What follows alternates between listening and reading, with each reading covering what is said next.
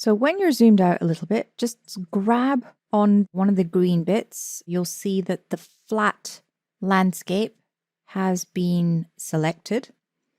And just have a look at the tools that we have here. We either have Sculpt Terrain or Paint Terrain. Let's have a look at Sculpt Terrain first.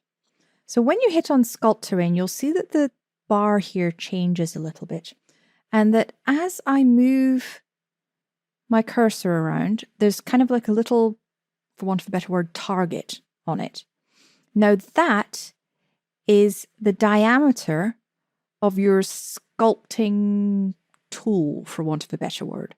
So if you're working on large landscapes, you could make it larger. If you're working on smaller landscapes, you could make it 1 meter. So you could do precision work, or you could do quite large scale work. Intensity is speed and strength with which something is done, and then shape. If you wanted a circle, a smooth circle, you could do blobs or stains. Now, I find circle probably the easiest to work with. Right, so set your diameter to 20 meters.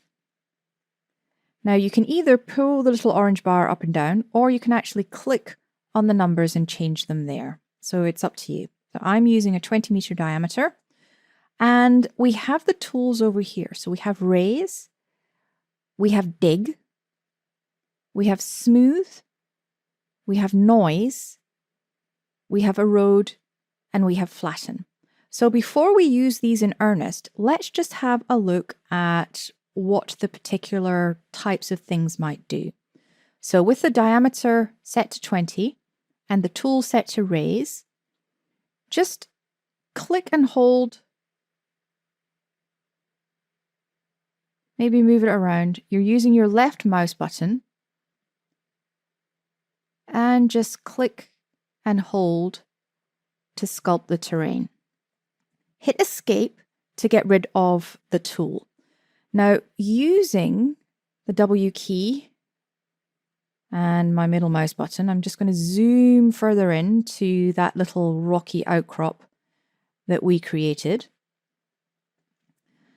So this is what we created using the Sculpt tool and our Raise tool.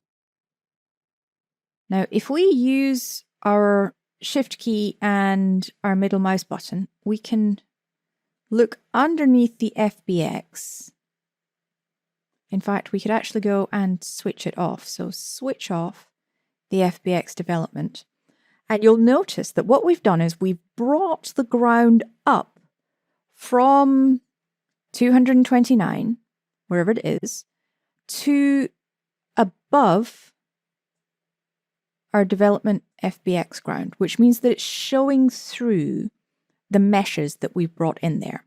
And that's important when we are doing landscaping manipulation within Twinmotion with something from InfraWorks, because it doesn't come in as a terrain that can be sculpted. We have to work with the tools that the Twinmotion gives us. But luckily, they're pretty intuitive, and with just a little bit of practice, you can get them to do most of what you want to do. So that's brought our terrain up. So click again on the flat terrain. We're going to click again on the sculpt.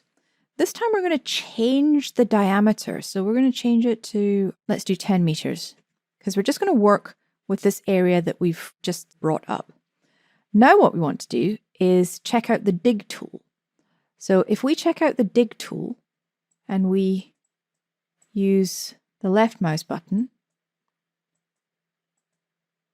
we can create holes within the terrain. So that's a way that we can dig into the terrain. The other tools, smooth, just smooth things out so it doesn't look as rocky. So there you go, it's more grassy. Noise just kind of sculpts it around what you want it to do.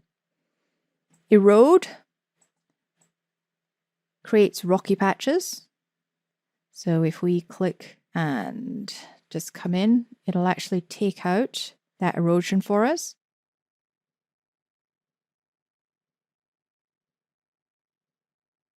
And then flatten does exactly what it says on the tin. So you can create a flat surface. So for example, if you wanted to create a true area where you've got a house sitting on something and you've got a swimming pool and everything like that, this is how you would do it. You would create a large raised area, you would flatten it out, and then you would start to dig into it like that.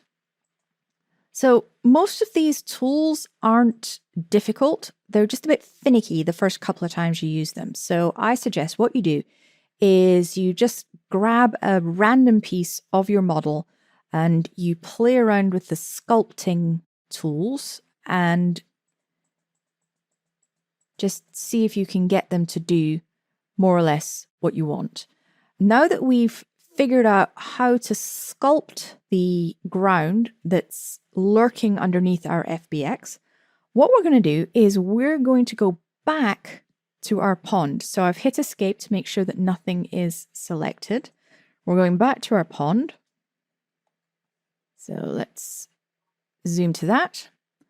And we are going to take this from this flat, horrible, silly piece of land here to something that looks more like an actual pond.